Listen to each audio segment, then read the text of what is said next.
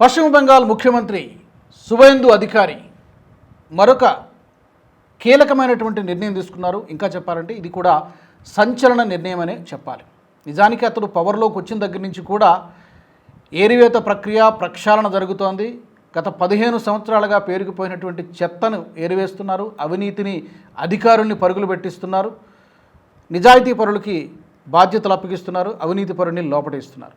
సరే, తాజాగా మరొక కీలకమైనటువంటి నిర్ణయం తీసుకుంటున్నాం అని చెప్పి శువేందు అధికారి ప్రకటించారు. అదేంటంటే యూనిఫామ్ సివిల్ కోడ్ను పశ్చిమ బెంగాల్లో త్వరలో అమలు చేస్తున్నాం అని తాజాగా ప్రకటించారు. ఆ వీడియో బయట కూడా మీకు ప్లే చేస్తాను, మీరు చూడొచ్చు. ఆయన ఏం మాట్లాడారో మీరు చూడొచ్చు. देखिए, यूनिफॉर्म सिविल कोड बंगाल में होगा. एक प्रोसीड्योर होता है, हम लोग असेंबली में बताऊंगा. एक कमेटी बनता है एक सिटिंग जज के नेतृत्व में. गुजरात, उत्तराखंड, आसाम में जिस तरीके से हुआ प्रोसीड्योर मानते हुए होगा. बाकी असेंबली में मानने बताऊंगा मैं.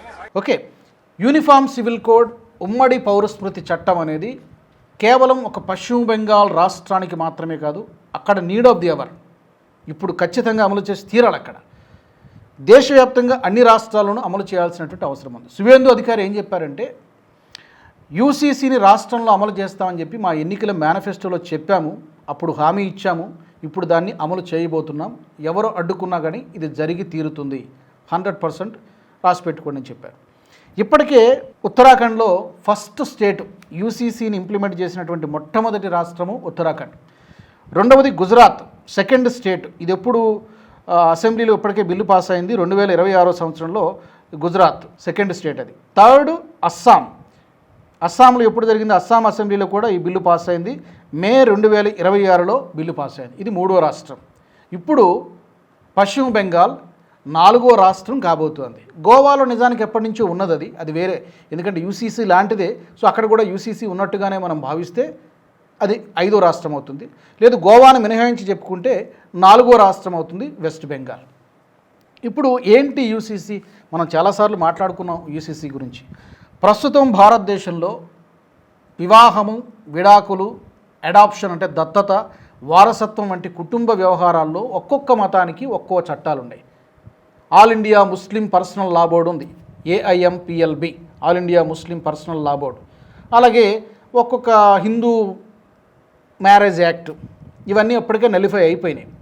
కానీ ఇలా కాదు, ఒక్కో మతానికి ఒక్కో చట్టం ఉండడం అనేది సరైంది కాదు. ఒక దేశంలో ఒకటే సివిల్ చట్టం ఉండాలి, అందరి పౌరులకు ఒకటే చట్టం వర్తించాలి.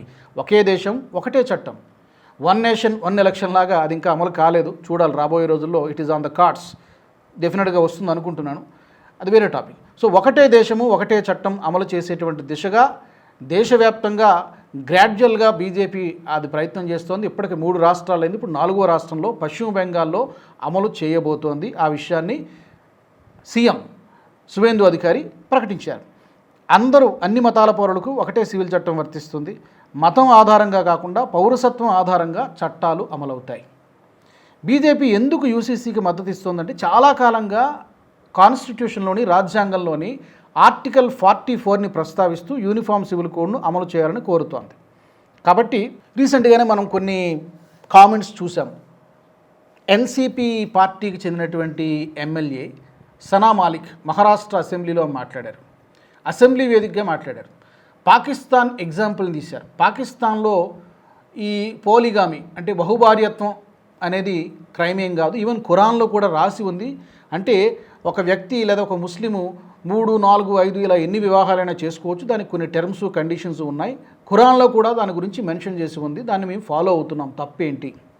పాకిస్తాన్లో ఇంప్లిమెంట్ అవుతుంది కదా, మనం ఎందుకు ఇంప్లిమెంట్ చేయకూడదని చెప్పి సనా మాలిక్ మాట్లాడారు.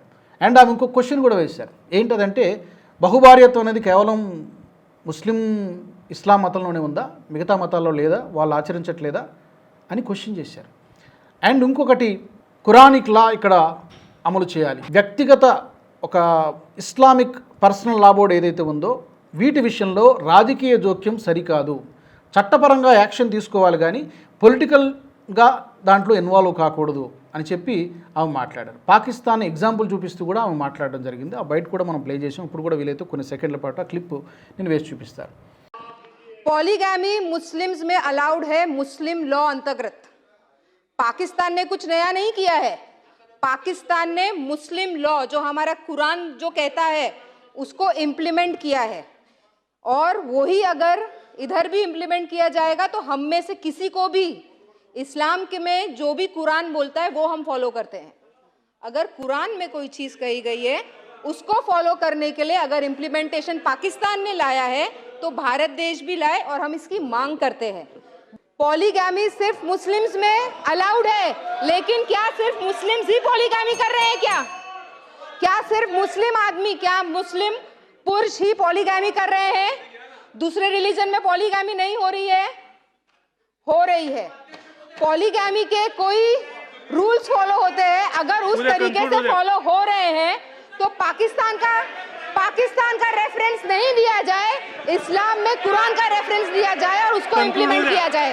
అండ్ దీనికంటే ఒక 3-4 రోజుల కిందట ఆల్ ఇండియా ముస్లిం పర్సనల్ లా బోర్డుకి చెందినటువంటి అధికారిక ప్రతినిధి మౌలానా సజాద్ నొమాని ఆయన కూడా కొన్ని మాటలు మాట్లాడారు. ఇండియన్స్ హిందువులు ఈ దేశంలో మెజారిటీ కాదు, సిక్కులు, బౌద్ధులు, ఆదివాసీలు, ట్రైబల్స్, జాట్లు, పర్టికులర్గా తమిళియన్స్ అసలు వాళ్ళను వాళ్ళు హిందువులుగా ఐడెంటిఫై చేసుకోరు. సో ఎవరు చెప్పారు హిందువులు భారతదేశంలో మెజారిటీ అని?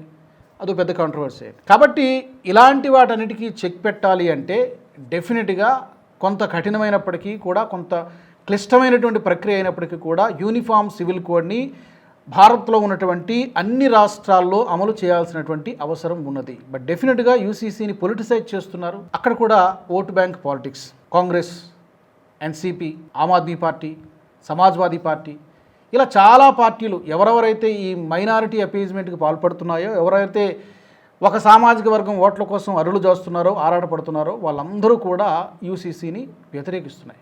బట్ దేశ ప్రయోజనాల కోసం డెఫినెట్గా యూనిఫామ్ సివిల్ కోడ్ని అమలు చేసి తీరాల్సిందే. బహుశా 2029లోపు చాలా వరకు రాష్ట్రాల్లో అమలు జరుగుతుందనే చాలామంది అనుకుంటున్నారు. చూడాలి మరి. అట్లీస్ట్ ఎన్డీఏ పాలిత రాష్ట్రాల్లోనైనా అమలు జరగాలి. అప్పుడు మిగతా రాష్ట్రాలలో కూడా ఒత్తిడి వస్తుంది. ఆ ఒత్తిడి మేరకు అక్కడ కూడా జరుగుతుందేమో చూడాలి. ఎందుకంటే కాంగ్రెస్ 4 రాష్ట్రాల్లో ఇప్పుడు ఉంది. కేరళ, కర్ణాటక, తెలంగాణ, హిమాచల్ ప్రదేశ్లో ఉంది. అప్పుడే ఇప్పుడప్పుడే మనం ఆశించలేము. సో మొత్తం మీద యూసీసీ వెస్ట్ బెంగాల్లో అమలు కాబోతోంది. It's a good news for Bengal people. ఈ మధ్యనే వాళ్ళు స్వేచ్ఛావాయువులు పీలుస్తున్నారు. కబంధ హస్తాల నుంచి మమతా బెనర్జీ అయినటువంటి ఒక తాటకి లాంటి ఒక సీఎం చేతుల్లో నుంచి బయటపడి ఇప్పుడిప్పుడే కాస్త అక్కడ డెవలప్మెంట్ జరుగుతుంది. అలాంటి బెంగాల్ రాష్ట్రంలో యూసీసీ అమలు చేయడం అనేది నిజంగా మంచి పరిణామం. మిగతా రాష్ట్రాలు కూడా దీన్ని ఆదర్శంగా తీసుకోవాలని మనందరం కూడా కోరుకుందాం. మరి మీ అభిప్రాయం ఏంటి యూసీసీ పైన? ఇప్పటికిప్పుడు అన్ని రాష్ట్రాలు అమలు చేయాలన్నా, లేకపోతే దీని మీద ఏమన్నా సంస్కరణలు, మోడిఫికేషన్స్, మార్పులు, చేర్పులు అవసరమా? తప్పకుండా మీ ఒపీనియన్స్ని కామెంట్ సెక్షన్లో పెట్టండి. జై హింద్. ఈ వీడియో మీకు నచ్చినట్టయితే లైక్ చేయండి, 10 మందికి షేర్ చేయండి. అలాగే కామెంట్ల రూపంలో మీ అభిప్రాయాలను మాతో పంచుకోండి. Nationalist hub group of channels ను సబ్స్క్రైబ్ చేసుకుని తెలుగునాట జాతీయవాద జర్నలిజాన్ని ప్రోత్సహించండి. ఈ వీడియో కింద ఉన్న బెల్ ఐకాన్ పై క్లిక్ చేయడం మర్చిపోవద్దు.